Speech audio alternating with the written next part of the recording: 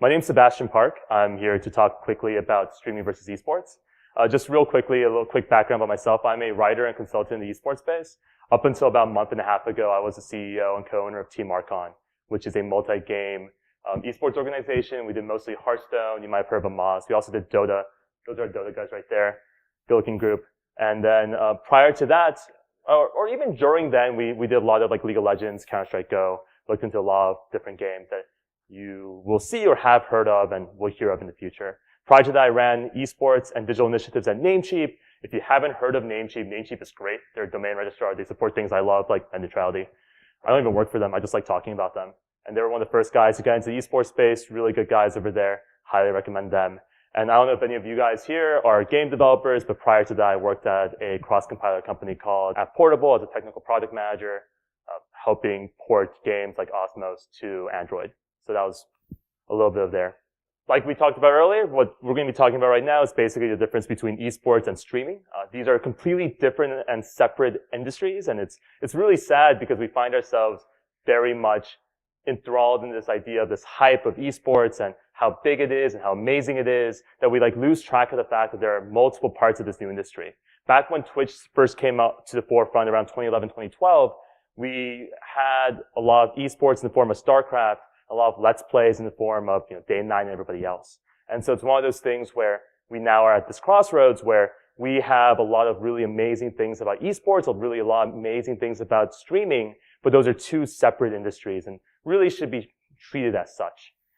So I think before we continue about like why these things matter each or one way or another, what is esports is actually a really interesting and fun question. I mean, you guys, those of you here may have been here for the panel previously where they talked about esports pretty generally and pretty specifically on certain items. But what you'll hear is that esports is basically this like organized video game competition between professionals. You hear all these buzzwords and buzz numbers like 90% male. You hear stuff like 16 to 34-year-olds, 100K plus. You hear amazing quotes from Mashable, for example, a couple years ago saying, esports as professional competitive video gaming is sometimes called, it's no longer a niche activity. Those big audiences and bigger payouts are attracting game makers along the lines of Coca-Cola and American Express. Now, granted, I haven't heard of Coca-Cola or American Express back in the industry since 2 years ago when they first came on. But that's the type of stuff that we talk about. We talk about these crazy numbers, like how there's a global presence everywhere, how in the United States and in Canada and Peru and Germany, East Asia, all these places, the C region, the Southeast Asia region, like you see a lot of these things, you see these giant numbers, like 1 million people filled up 4 Olympic stadiums at esports events this year, which is completely true, by the way. This happened, I think, at the Shanghai Major, the Frankfurt Major. There was MSI for League of Legends, and there was a Counter-Strike event out in Columbus that in total filled up about 1 million people. Now, these are great numbers, and credit to Aaron Fusco for making this great million graphic, because that's, I think, a really cool graphic.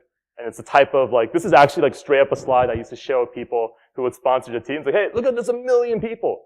But really, these numbers don't mean anything, and nor should they matter to you. What esports ought be is that it's something that we don't have in internet video content, which is live content, right?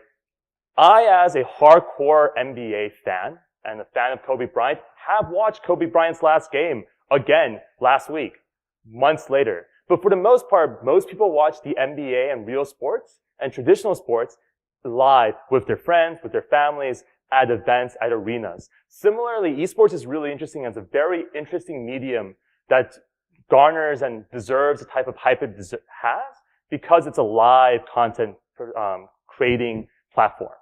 And so that's one thing that's really important here. It's all live, and it ought to be live. There's some video on demand content, obviously, but it's a live content that's important. And second, it's a competition product. Competition products are sort of interesting to talk about because we don't really give it that much thought, but there's a reason why ESPN, The Score, who else is there? There's Daily Dot. These guys got in super early into this space because competitions build stories. Stories build retention. Retention builds brands. And that's something that we definitely want in a medium that we're sponsoring or building games around for. In contrast, or not in contrast to this, but like some of the numbers you see in esports are pretty cool. I've removed the actual names of the events because I couldn't get their permission in time to like share these numbers. Here are some numbers for 4 different events. The ones on the left are actual numbers from single days at major tournaments this year. And the numbers on the right are stuff from like weekends or a week. I think the first one is from a 1.5 week event. You can take a guess what 10-day event that was. And then the second one is from a weekend event. And so these are some massive numbers. We're talking about people seeing like 240 million rotations of logos. That's awesome. That's like, those are some amazing CPMs. The thing that's really awesome is the peak and average concurrence. These are pretty high up there. These are people who are watching entire 18-day sessions.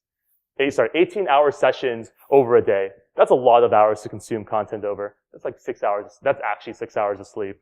And so this is the type of stuff that we talked about esports, and that really, this live content really garners the type of assignment it does.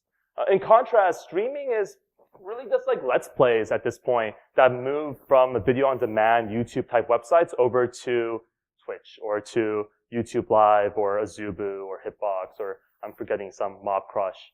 But they're completely different from the type of competitive content we're seeing. They're generally pretty reality based. It's like reality television, like Kim Kardashian of the world rather. And they're not at all appealing to someone's competition or creating independent storylines unless they're actually just causing drama. They're people who are there to, really enjoy themselves and enjoy their communities and interact with them.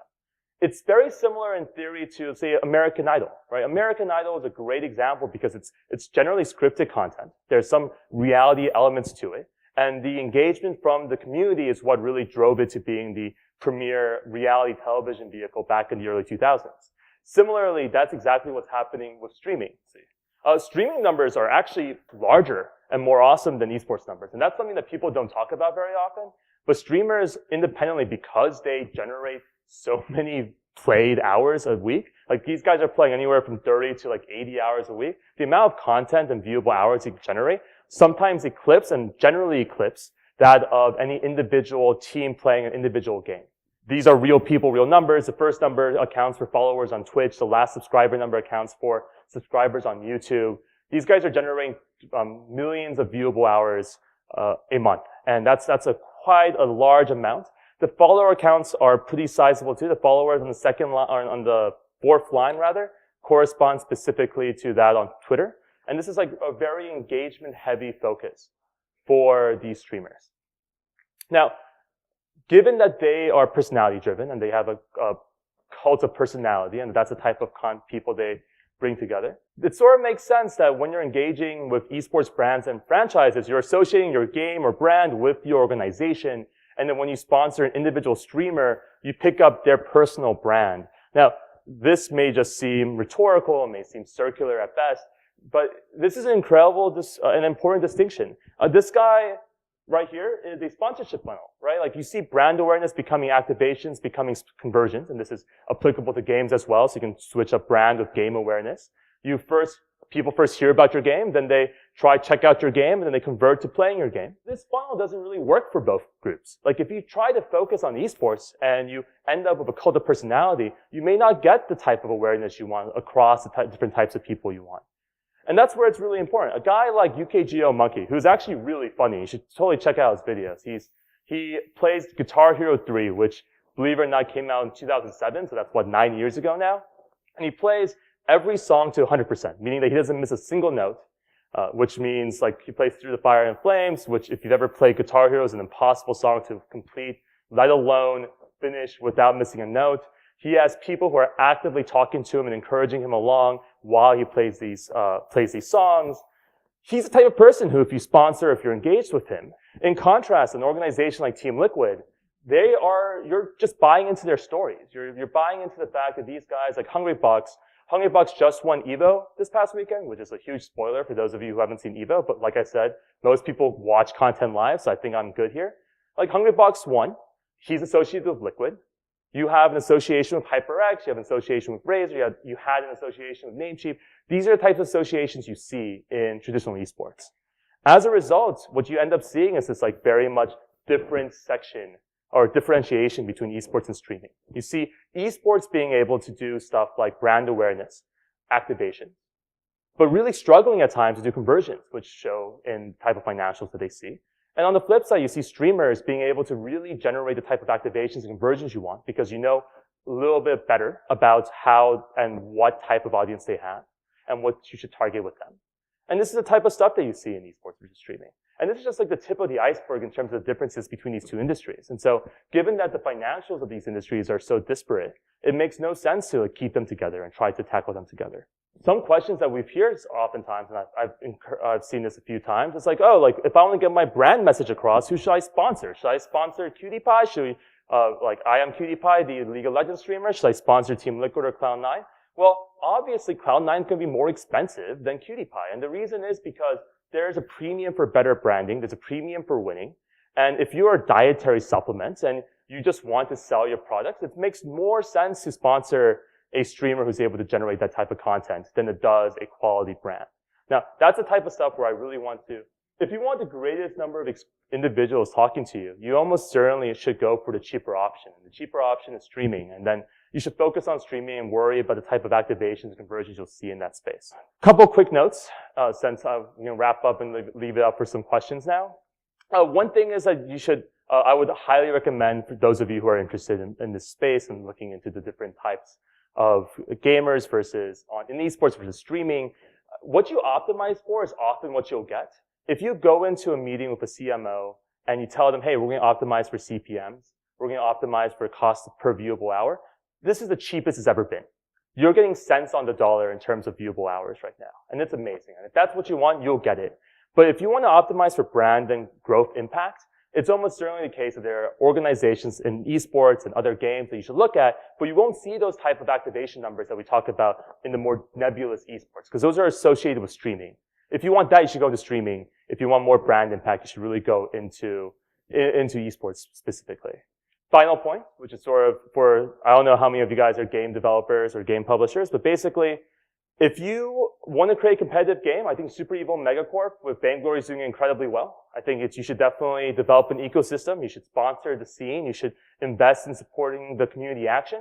But if you want to make a streamable game, use other things. Make it fun. Make it fast-paced. Make it allow for interactions between the streamer and the game watcher. Don't make it so hard. I think there was a previous panel where they made the point that mobile game engagements are 3 to 5 minutes. That paradigm is shifting, and it's shifting because people just like good games and being able to talk with people while they play. And so that's really all there is to it, to like understanding these two different parts. With that, thank you very much for coming. I appreciate people up there and people down here, and thank you for introducing me as well back there. If you have any questions or comments, more than happy to answer. So thank you again for talking on this kind of difference between esports and streaming. So I was actually wondering about what you think about there is an overlap between streaming and esports, I think, in the sense that you see a lot of like Hungrybox, right? He plays for Team Liquid. You see him at EVO, all these big competitions that are being streamed or that are being like live streamed on Twitch. But then he has his own personal stream where he interacts with his viewers during the off weekends when he's not at tournaments. I just want to hear your thoughts on kind of this like overlap in this space. Sure. I mean, I think that's a really good question. The biggest problem we have right now with the overlap is why is Hungrybox doing that? And one of the biggest things that we got to look at the space is how much of what we as organizations or fans or teams really advocate for you to say stream versus practice. Would Hungrybox have done better at EVO if he had practiced more? Clearly not, because he won. Like, you can't really do better than that. But like in terms of like how it actually ends up working out for the people involved, it's definitely the case that streaming is a very big financial part of this ecosystem. Now, I don't think that should be the case. I think it's definitely the case that we shouldn't expect people to have both professional obligations in two different spaces. And so because of that, I would advocate very strongly that we figure out better ways to monetize on the esports side or streaming side, so you don't see the type of split where you see guys like I Will Dominate or QtPie quitting professional esports to go into more streaming. All right, looks like that's it. Thank you, everybody. Thank you to our speaker. Thanks for having me.